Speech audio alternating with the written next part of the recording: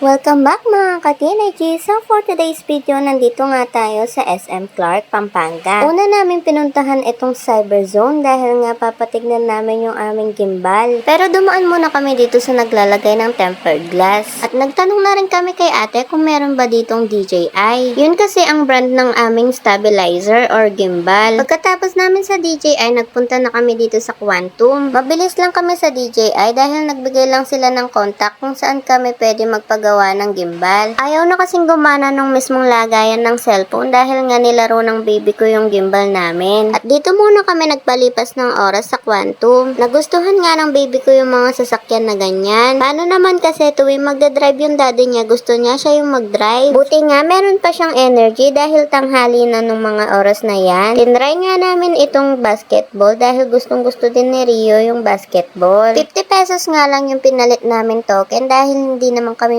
magtatagal dito. Mukhang yung daddy niya lang yung nag-enjoy sa pagsushoot ng bola. At eto nga, nakisali na rin ako. Brown out kasi sa amin hanggang gabi, kaya sabi namin ni daddy, punta na lang kami dito sa SM Clark. Meron din kasi kaming lalakarin na importanteng bagay. Tanghali na nga nung nakapunta kami dito, kaya panigurado inaantok na itong batang to. At sinulit na nga ni daddy yung token na hinulog niya.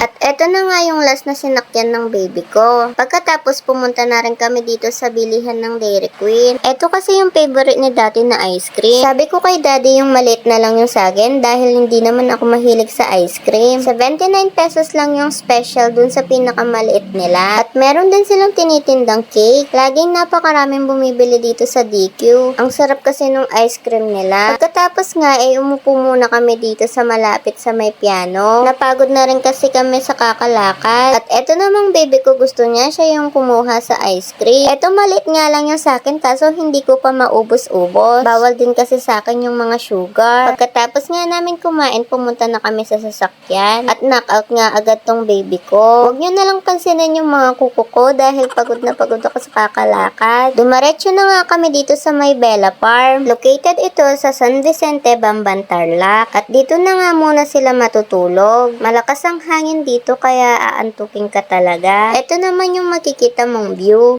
Dito na lang kami sa kabilang daan at hindi na kami pumasok doon sa loob. Sobrang init pa kasi. Ang alam ko, open sila hanggang gabi kaya sa mga gustong mag-nature trip dyan, pwede kayo dito. At habang nagmumuni-muni nga ako ay biglang nagising na tong baby ko. Tinanggal ko nga yung damit niya para naman hindi siya mainitan. Tapos naglakad-lakad na rin kami at ayan, nagduyan na silang dalawa. Kitang-kita nyo naman sa araw na napakainit pa. Yung ibang naabutan namin dito ay paalis na.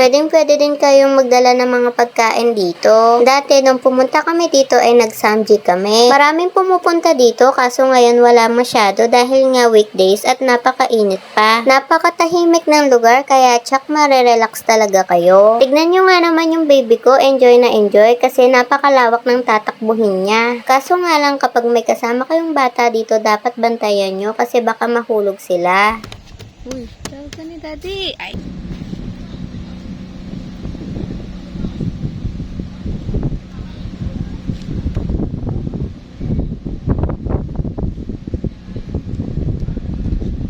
Nagigipagmarites nga yung anak ko dahil may ginagawang restroom sa likod. Gusto ko nga din umupo sa duyan kaso ang dulas ng upuan. Actually, hindi lang to yung view na makikita nyo, meron pa dun sa loob. Kaso hindi na nga kami pumasok dahil napakainit pa. Nandito na lang kami sa may bandang parking area. Meron palang entrance dito at environmental fee. Yung environmental fee is 40 pesos at yung entrance fee naman is 50 pesos kasama na yung parking doon. Kung wala naman kayong dalang pagkain, meron din silang mga tindang pagkain. At pinicturean ko na nga yung baby ko dito dahil aalis na rin kami.